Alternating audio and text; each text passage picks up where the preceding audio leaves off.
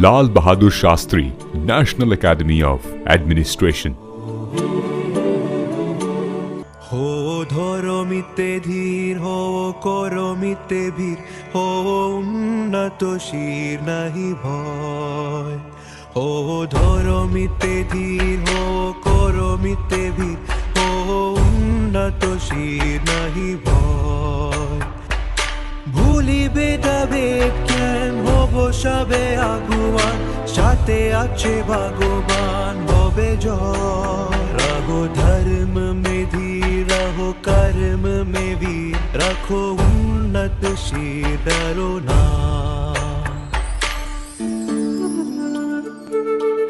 Labasna. Welcome to Adda 24/7 IAS, India's leading government job preparation platform.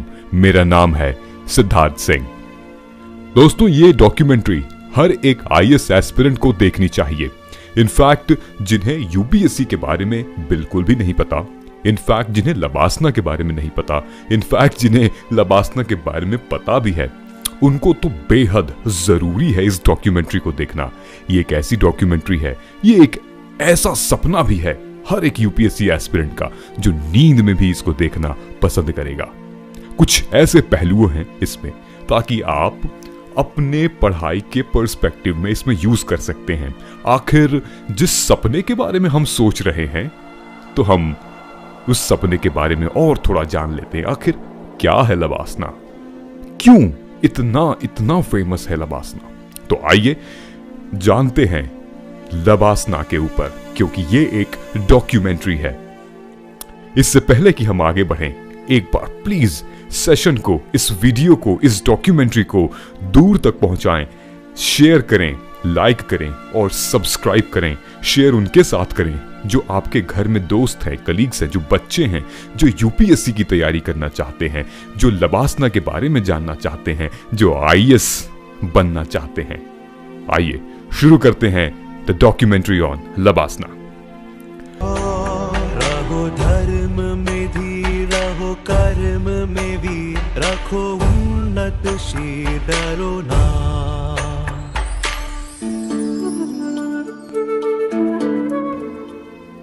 UPSC एक ऐसी परीक्षा जिसे देश की सबसे मुश्किल परीक्षाओं में से एक माना जाता है। एक ऐसी परीक्षा जिसमें बैठने की कोशिश करने वाला इंसान अपने आप में बहुत ही मेहनती और लीग से हटकर कुछ अलग कर दिखाने का जज्बा रखने वाला होता है। ये वो एग्जाम है जिसे क्लियर करने के बाद एस्पिरेंट्स अपनी मंजिल के करीब पहुंच जाते हैं। हर एस्पिरेंट का ये ख्वाब होता है कि वो ट्रेनिंग के लिए Lal Bahadur Shastri national academy of administration यानी लबासना जाए। क्यों? क्या आपका भी ये सपना है? दोस्तों, अपने इस सपने को सच करने के लिए ना एस्पिरेंट्स जी जान से दिन रात मेहनत करते हैं, सिविल सर्विसेज के एग्जाम को क्लियर करते हैं, ताकि कहीं जाकर उन्हें लबासना में ट्रेनिंग का मौका मिलता है। रहो धर्म में धीर रहो कर्म में वीर रखो उन्नत शीर डरो ना।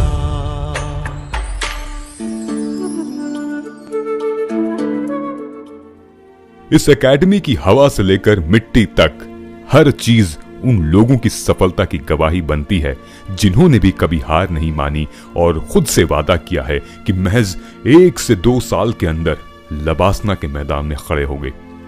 दोस्तों, अगर हम लबासना की स्थापना के बारे में बात करें तो 15 अप्रैल 1958 में उस वक्त के central home minister Pandit Govind Vallabh Pant ने सिविल सेवा के रिक्रूट्स को ट्रेन करने के लिए मसूरी के चार्लेविल एस्टेट में राष्ट्रीय एकेडमी स्थापित करने का फैसला लिया, यानी निर्णय लिया। उस समय इस एकेडमी का नाम एकेडमी ऑफ एडमिनिस्ट्रेशन रखा गया, जबकि 1972 में इसे बदलकर लाल Bahadur Shastri academy of administration कर दिया गया। इसके बाद 1973 में नेशनल शब्द जोड़ा गया और ये Lal Bahadur Shastri national academy of administration बन गया। रहो धर्म में धीर रहो कर्म में वीर रखो उन्नत शीर डरो ना।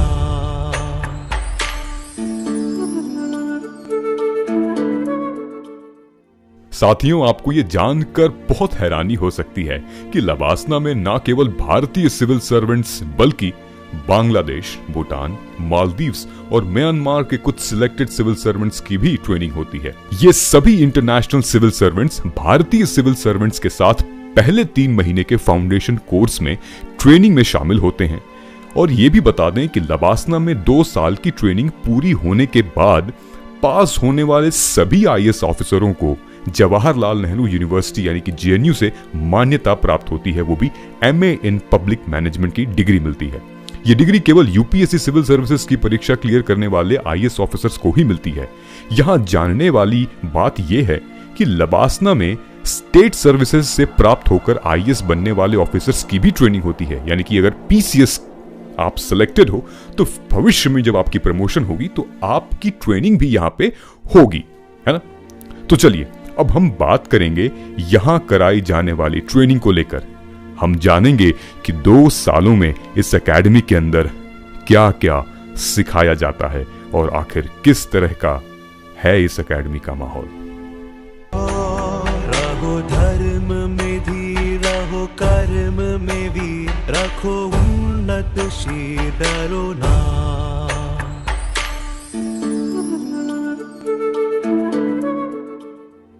एक ट्रेनी को पहले यहां 4 महीने का फाउंडेशन कोर्स कंप्लीट करना होता है। उसके बाद 4 महीने के लास्ट में ट्रेनिंग को 2 महीने के भारत दर्शन पे भेजा जाता है। इसके बाद वे पहले स्टेप की ट्रेनिंग का आगाज करते हैं जो आईएएस अधिकारों के लिए लबासना में 15 वीक तक चलता है। फर्स्ट स्टेप के पूरे होने के बाद अधिकारी लगभग 8 महीने के लिए अपने फील्ड पोस्टिंग पर जाते हैं। इसके बाद वे 6 हफ्ते के लिए एकेडमी में अपने दूसरे स्टेप की शुरुआत करते हैं। इस चरण को पूरा करने के बाद ही उन्हें आईएएस अधिकारी माना जाता है और उसे अपने इलाके में काम करने के लिए भेजा जाता है। रहो धर्म में धीर, रहो कर्म में वीर, रखो उन्नत शीर, डरो ना।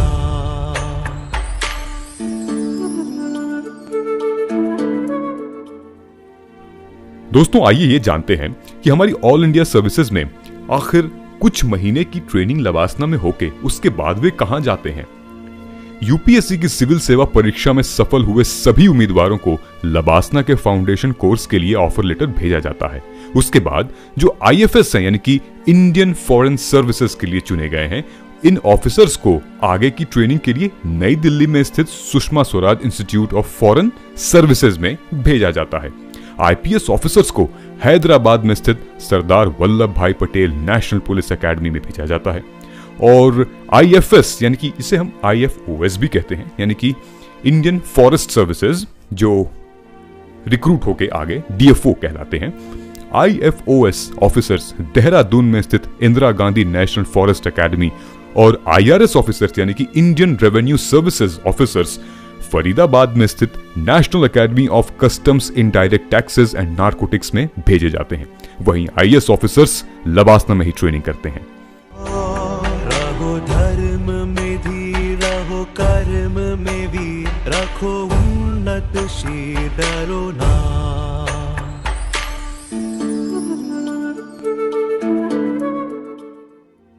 अब ये जान लेते हैं कि आखिर लबासना में कोर्स क्या ऑफर होते हैं जो उनके फाउंडेशन कोर्स कहा जाता है। ये कोर्स ऑल इंडिया सर्विसेज और सेंट्रल सर्विसेज यानी कि ग्रुप ए में नई भर्तियों के लिए होता है। ये इंसान को सफल सिविल सेवक बनने के लिए जरूरी कौशल, ज्ञान, दृष्टिकोण यानी कि स्किल्स, नॉलेज एंड एटीट्यूड ये प्रदान करता है। एकेडमी की ऑफिशियल वेबसाइट के मुताबिक इस कोर्स को पढ़ने का मेन मोटिव ये है कि ये एस्पिरेट डिकॉर्प्स को बनाकर पब्लिक सर्विस के बीच और भी ज्यादा कोऑपरेटिव यानी कि सहयोग, कोऑर्डिनेशन, एक दूसरे के बीच में समझाव ये पैदा करता है और एक सिविल सर्विसेज ट्रेनी के व्यक्तित्व की पर्सनालिटी यानी कि जो उसकी पर्सनालिटी है उसको पूरी तरह से intellectual, moral, physical and aesthetic विकास को बढ़ावा देता है।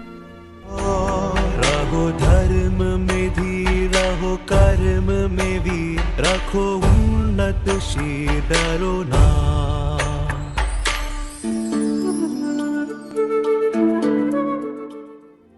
दोस्तों बता दें कि इस कोर्स में फेज 1 और फेज 2 दोनों की ट्रेनिंग शामिल होती है।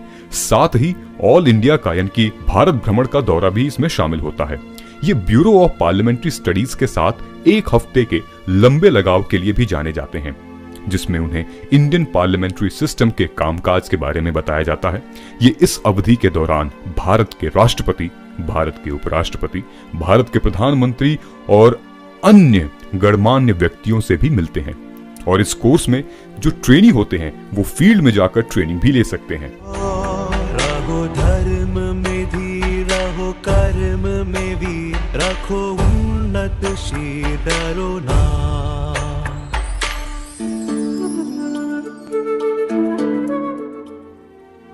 Induction training programme.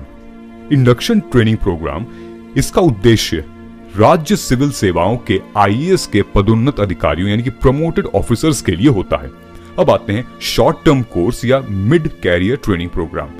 दोस्तों इस कोर्स में इन सिविल सर्विसेज ऑफिसर्स यानी कि जो आईएएस ऑफिसर्स हैं, आईएएस अधिकारी हैं, उनको हाई लेवल की जिम्मेदारियों के लिए तैयार किया जाता है। इसे एक्चुअली 2007 में शुरू किया गया था। ये आईएएस अधिकारी द्वारा पूरे किए गए वर्षों की संख्या के आधार पर 3 चरणों में दिया जाता है। रहो धर्म में धीर, रहो कर्म में वीर, रखो उन्नत शीर, डरो ना।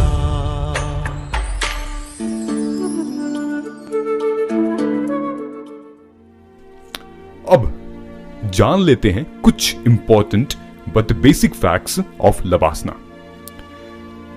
दोस्तों जैसा कि हमने आपको पहले ही बताया था कि आईएएस कैडर के सिविल सर्वेंट्स को लबासना में ट्रेनिंग पूरा होने के बाद जेएनयू की तरफ से एमए इन पब्लिक एडमिनिस्ट्रेशन की डिग्री दी जाती है। बात करें अगर लबासना के डायरेक्टर की तो 5 सितंबर 2021 में श्रीनिवास और कती की थाला को डायरेक्टर पद पर अपॉइंट किया गया था। कती की थाला गुजरात कैडर के आईएएस ऑफिसर हैं। बता दें कि लबासना में सिविल सर्वेंट्स को फिजिकल ट्रेनिंग भी दी जाती है। इसके साथ ही उन्हें एक्स्ट्रा करिकुलर एक्टिविटीज में भी शामिल होना होता है।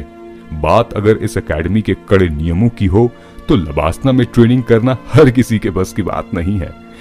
दोस्तों ट्रेनी ऑफिसर्स को यहाँ पे जिंदगी की बेसिक स्किल्स भी सिखाई जाती है। आपको ये जानकर हैरानी होगी कि उन्हें आयुर्वेद के प्रिंसिपल के हिसाब से खाना बनाने तक की स्किल भी सिखाई जाती है।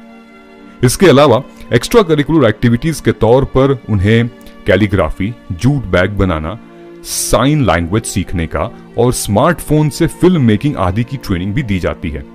वहां दी जाने वाली हर ट्रेनिंग पर लबासना एकेडमी का लोगो होता है।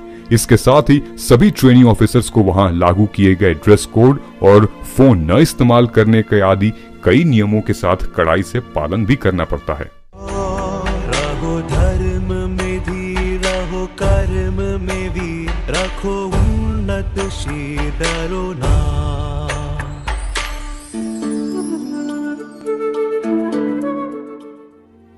तो दोस्तों लबासना का जीवन परिचय थोड़ा बहुत आपको समझ में आया होगा।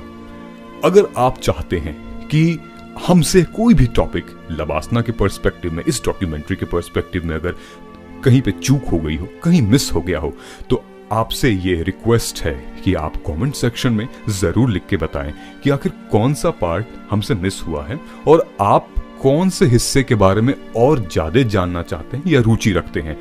हमें बड़ी दिलचस्पी होगी, बड़ी खुशी होगी हमें फिर से एक नया वीडियो इसी टॉपिक पे बनाने में। कमेंट सेक्शन आपके लिए ही है। तो मैं आशा करता हूं आपने अभी तक इस वीडियो को कई जगह शेयर किया होगा, क्योंकि ये बहुत इंपॉर्टेंट वीडियो है। जैसा कि मैंने पहले भी बताया कि ये नींद में सुनने, समझने और सोचने वाला वीडियो भी है।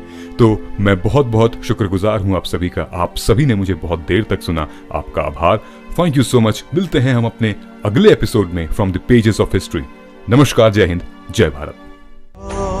रहो धर्म में धीर, रहो कर्म में वीर, रखो उन्नत शीर, डरो ना।